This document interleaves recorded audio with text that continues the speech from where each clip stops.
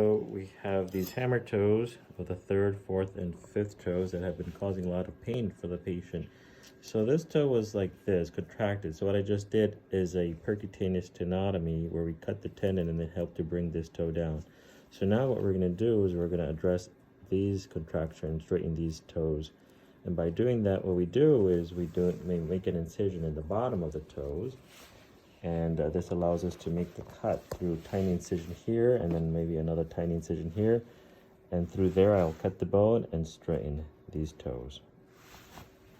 We're going to make the cut on the third toe in order to straighten it. So this is a little burr. And we're going to get through the bone. And we're going to find the edges of the bone. I'm going to start cutting the bone.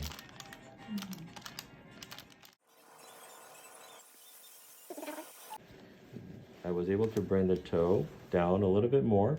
So now this part over here, we still have to straighten this toe. So I made a stab incision on this side, and I'm going to go through here in order to make a cut through the bone in order to bring this toe up.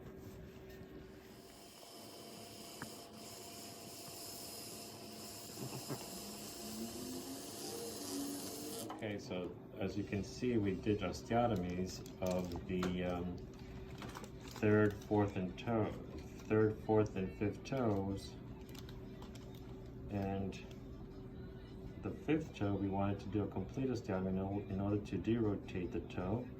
The fourth toe we did 2 osteotomies in order to straighten the toe, and this one also we created osteotomies in order to straighten the toe as well.